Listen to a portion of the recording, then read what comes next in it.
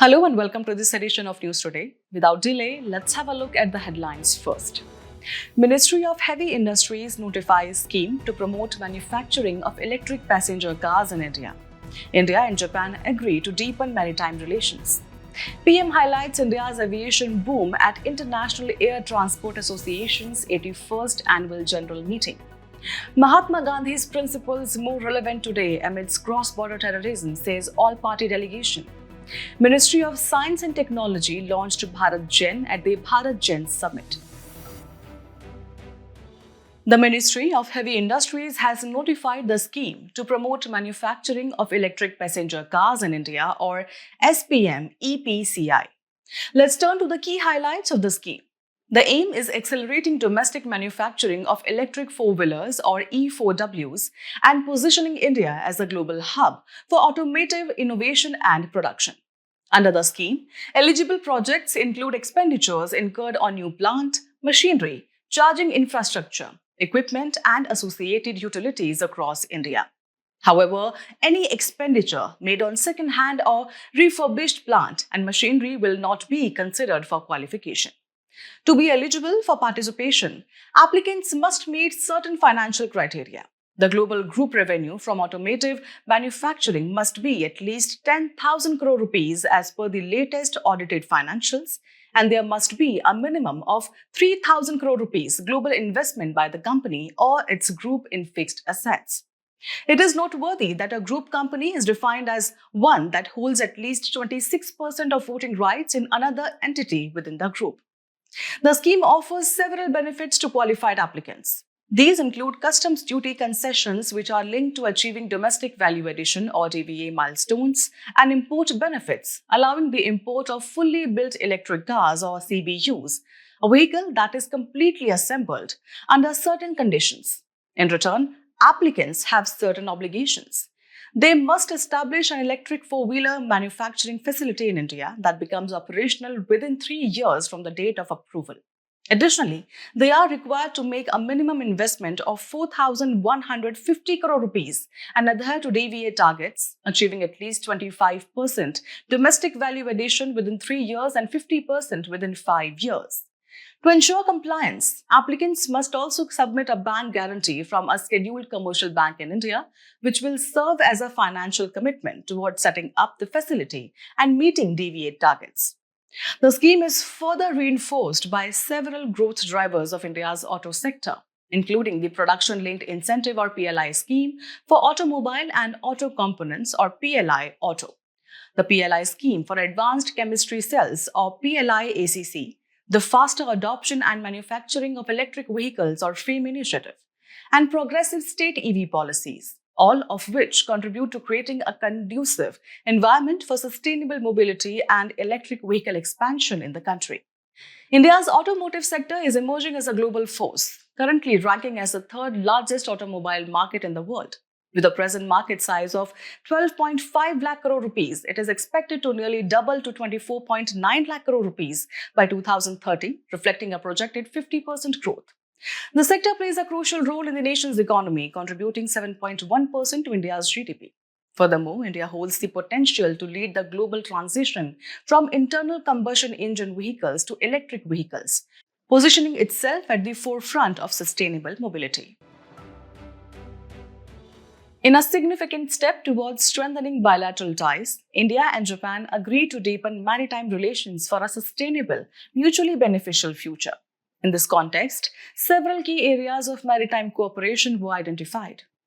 First, the Andaman-Nicobar Islands and Lakshadweep Islands are to be converted into smart islands through the integration of sustainable technologies such as renewable energy and smart mobility, alongside disaster-resilient infrastructure and digital connectivity. Furthermore, under maritime collaboration and investment, India can benefit from the expertise of Japanese shipbuilding as well as the co-development of ports and maritime industrial clusters. India aims to scale up investments with Japan, targeting more than 3 lakh crore rupees by 2027, and also plans a greenfield investment of Imabari Shipbuilding in Andhra Pradesh.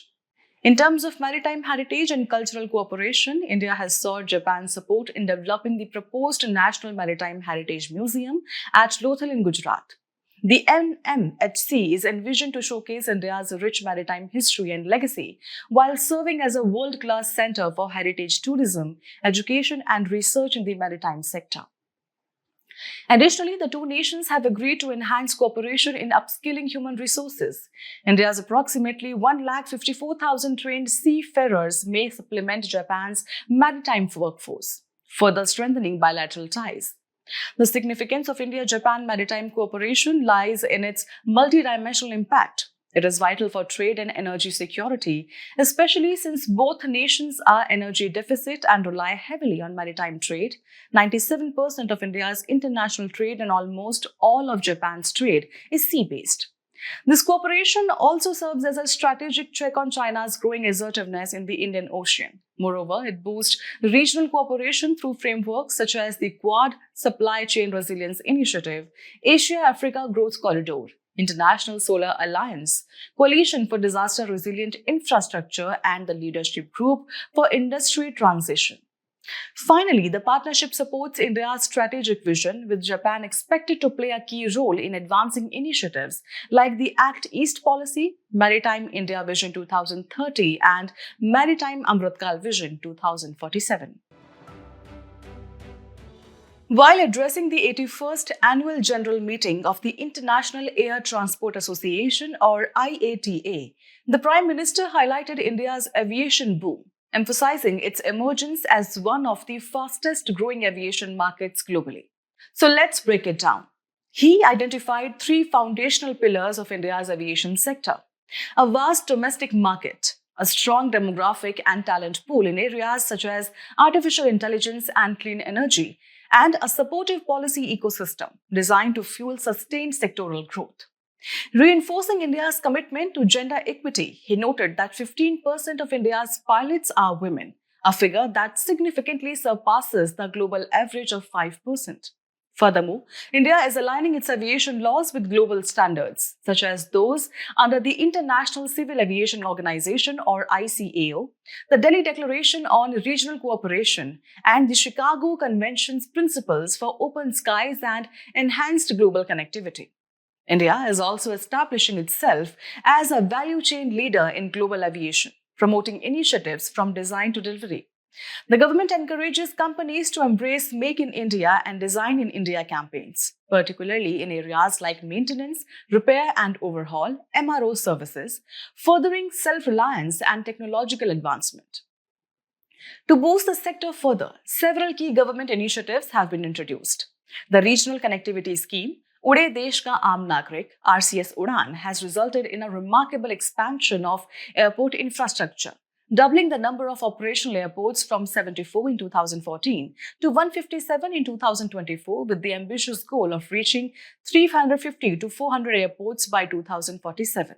In addition, digital innovations such as the Digi Yatra app are enabling contactless air travel, improving passenger convenience and safety.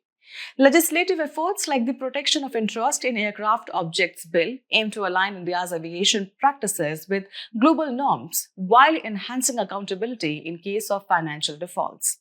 As for the International Air Transport Association, or IATA itself, it was established in April 1945 in Havana, Cuba, succeeding the International Air Traffic Association formed earlier. It emerged in the wake of the Chicago Convention 1944 and is headquartered in Montreal, Canada, with executive offices in Geneva, Switzerland, playing a pivotal role in global aviation governance and coordination. Amidst the rising threat of cross-border terrorism, an all-party delegation has highlighted that Mahatma Gandhi's principles are more relevant today than ever, reaffirming the enduring value of his ideas on non-violence and satyagraha, the determination to reach the truth. Gandhiji believed that violence is the creed of no religion and asserted that while violence may be permissible in rare cases, non-violence is obligatory in most. He maintained that truth can never be propagated through violence. This conviction is further reflected in his article, The Doctrine of the Sword, published in Young India, where he wrote, "I do believe that where there is only a chance between cowardice and violence, I would advise violence. I would rather have India resort to arms in order to defend her honor than that she should, in a cowardly manner, become or remain a helpless witness to her own dishonor. In today's context, India's measured yet firm responses, such as Operation Sindoor, launched after the terror attack in Pahalgam, demonstrate the nation's policy of preemptive, non escalatory retaliation, in line with its sovereign right to respond and deter terrorism. This aligns with the broader philosophy of responsible strength rooted in moral clarity. Further reinforcing this approach, India's three key pillars of its security doctrine: decisive retaliation on its own terms, zero tolerance for nuclear blackmail, and no distinction between terrorists and their sponsors, underscore the strategic framework that draws from Gandhiji's moral compass while addressing modern security challenges. Additionally, the all-party delegation's outreach to the global community underscores India's commitment to put forth the truth of state, sponsor terrorism, and promote a global response against violence. In conclusion, India's global advocacy through values like Vasudhaiv Kutumbakam, the no first use policy, and its unwavering pursuit of global peace illustrates how Gandhiji's principles continue to shape the country's responses to 21st century threats, reaffirming their timeless relevance. In a significant step toward advancing India's AI capabilities, the Ministry of Science and Technology launched Bharat Gen at the Bharat Gen Summit, which is recognized as the country's largest generative artificial intelligence AI and large language model or LLM summit and hackathon. Let's dive into the details. Bharat Gen marks a pioneering public-private partnership initiative, being India's first of its kind indigenously developed AI-based multimodal LLM tailored for Indian languages. It has been launched as a non-profit company with funding support from the Department of Science and Technology and is developed under the National Mission on Interdisciplinary Cyber Physical Systems or NM-ICPS. Its implementation is being carried out through the Technology Innovation Hubs or TIH Foundation for IoT or Internet of Things and IOE, Internet of Everything at IIT Bombay. The initiative is driven by four primary goals. First, it aims at the creation of Bharat-centric foundational LLM models which emphasize India's diverse languages, cultural nuances, and traditions. Second, it envisions building the Bharat Data Sagar, a centralized repository of high-quality Bharatiya data crucial for model development. Third, it focuses on energizing the startup ecosystem and innovation by empowering entrepreneurs with essential tools, mentorship, and collaborative opportunities to build AI-driven applications for India. Finally, the initiative aims at scaling and capacity building by expanding India's AI talent pool through fellowships, hackathons, and specialized courses, thus positioning India as a global AI innovation hub. The technological foundation of Bharat Gen lies in the multimodal LLM architecture. These multimodal large language models or MLLMS are advanced systems trained not just on text but also on non-text data such as images, audio, and video. These models use machine learning to understand and interpret human language and other complex data types. Multimodal LLMs surpass the limitations of unimodal models such as earlier versions of ChatGPT, which often struggle to produce cohesive responses when inputs span different modalities. In today's Place in News, we turn our focus to Paraguay with its capital Asunción. The president of Paraguay visited India, marking a step forward in strengthening bilateral ties. Let's look at some key facts about the country. Paraguay is a landlocked country in south-central South America. It shares borders with Bolivia to the northwest and north, Brazil to the northeast and east, and Argentina to the southeast, south, and west. Geographically, Paraguay is traversed by key rivers like the Paraguay, Apa, Parana, and Pilcomayo, which not only connect it to the Atlantic Ocean but also support major hydroelectric power plants, making the country one of the world's largest exporters of hydropower. The Tropic of Capricorn passes through the Paraguay and its highest peak is Cerro Pero. As we conclude today's main news, let's have a look at some quick updates. Border Security Force or BSF contingent comprising 25 women personnel have been deployed with the UN peacekeeping mission in Congo. UN peacekeeping began in 1948 with the establishment of the United Nations Truce Supervision Organization or UNTSO in the Middle East to monitor ceasefires. The annual Shangri-La Dialogue is being held in Singapore. Inspired by post-Cold War multilateralism and evolving defense diplomacy post-9/11, the dialogue was established in 2002. It's a 1.5-track multilateral defense dialogue, mix of official and unofficial participation. At the Economic Community of West African States or ECOWAS's 50th anniversary, UN and global diplomats hail ECOWAS as Africa's model for regional integration. In 1975, 15 states signed the Lagos Treaty and it's headquartered in Abuja, Nigeria. Review meeting on the world's largest grain storage plan aims to increase the income of primary agricultural credit societies or PACs as well as create rural employment opportunities. The scheme comes under the Ministry of Cooperation. The Ministry of Social Justice and Empowerment has invited proposals to set up district de-addiction centers or DDACs in underserved districts under the National Action Plan for Drug Demand Reduction or NAPDDR, a centrally sponsored scheme. A study finds that excess iron stimulates phytoplankton blooms, increasing the rate of nutrient consumption and leading to a faster transition to nutrient-poor conditions in the oceans. Phytoplanktons are microscopic organisms that live in both salty and freshwater environments. Recently, Mount Etna volcano located on Sicily Island, Italy, erupted. Mount Etna is the highest Mediterranean island mountain, the most active stratovolcano in the world, and Europe's largest active volcano.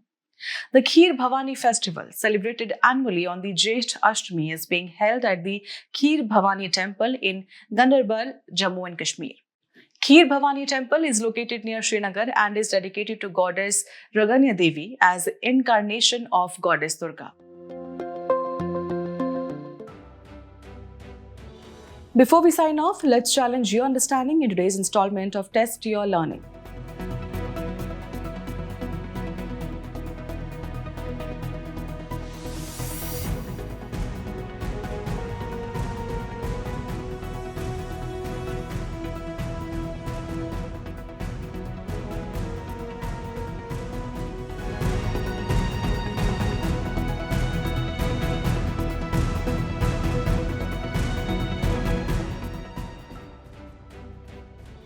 Thank you for joining us. We hope you found this episode of News Today engaging. For the solutions to the quiz and to access the PDF version of News Today, remember to visit the provided links in the description below.